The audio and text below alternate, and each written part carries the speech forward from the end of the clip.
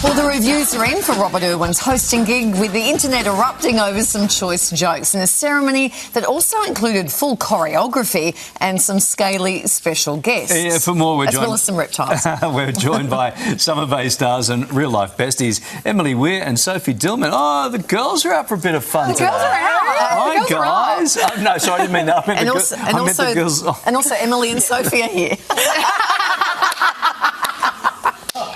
You are Is that what you meant? Late night. Yeah, you are, mate.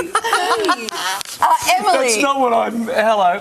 How did the nation's golden boy do last night, Robert Irwin? What a superstar. I loved it. I thought he was fantastic. He's just such a joy germ, isn't he? Oh, A what? A joy germ. Full of joy. Yes. Not a germ, but you know what I mean. Absolutely. I thought he was excellent, and the choreography at the beginning, what a start to the show. We haven't seen a host dance like that ever. Well, there's a couple of semi-professional dancers. Well, Kylie is.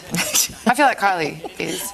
Ooh. A little bit. Larry Anyway, Jojo was itching to get up there. Itching? Sophie, who do you think might take on the challenge next year? Would we like to see Robert return? Any new ideas? Look, Rob was excellent, but I do believe it's been a while since a woman has taken this in their stride, and I believe that there is one Emily Weir sitting across from us that would do a bang-up job. Oh my God, really? I didn't even tell her to say that. But also, a woman should, don't you reckon? Greta Colleen, 2009 was the last person. Right. It's 2027 next year. Yeah. I think it's time for a lady. Any lady. Good shout. Just sounds a lady. Good. It sounds good. So you could do it, because you could do you could do it. the dance number at the start. I could do the whole thing. You could do the whole thing. And you got a couple of snakes. Yeah, well, I'd have to have it wrapped by 9, because I'd be a bit tight. Best Logies ever. Yeah. The snake. Could you have handled, if you were in the audience? You could have handled the snake. Yeah, I'm a Queenslander. Right. I grew up, with bugs. Not you. Bugs and spiders. Yeah, and lots of unusual critters. Yeah, I think my auntie owns a bearded dragon. Uncle owns a snake. It would have been fine. I would have been fine. That might be the weirdest thing we've ever heard on the show. And my auntie owns a bearded dragon. She does. Let's move on. Alongside TV's biggest party, there was also the exciting announcement last night of one of the country's favourite ever television shows, right at the tippy top. Home and Away, whoever wrote that's fine. Home and Away scored the second most votes, as well as that well-earned honour for the series now. It's 39th season. So, what an achievement. What does something like this mean for the cast and crew? I mean, when you go to work on Home and Away, you already know you're working on one of the greatest Australian TV shows ever, but this is special. It is really special, and I think everyone works so hard there, and they've been working so hard there for so many years. I think the accolade is really important for everyone to remember, and to celebrate Australian television. That's so important, more than ever nowadays. Yeah, we had so many beautiful quality shows to fill up that top 70, Yes. but to come number 2 is beautiful. Pipped at the Post by Kath and Kim. Yeah. That's okay, I reckon. Totes fine. Don't you reckon? Yes, I mean, Kath and absolutely. Kim, iconic. To be number 2 and lose out to them still feels like first, because it's Kath and Kim. Absolutely. Yeah. To share a podium with Sharon Strzelecki is a true honour. And Magda Sabowski up there, that was so incredible.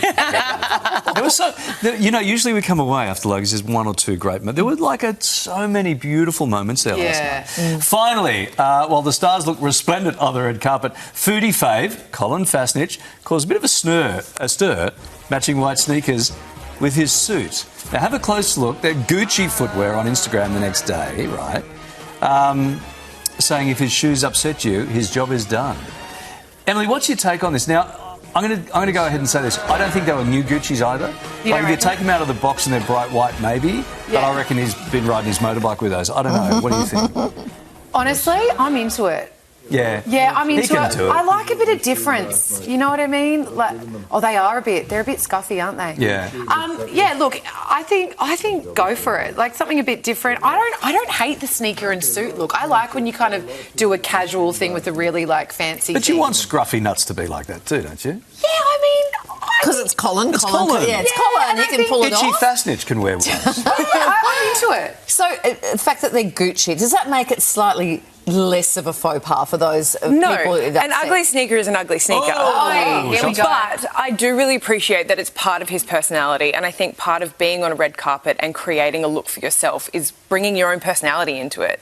So if you want to wear a scuffed, ugly Gucci sneaker, you go for it. And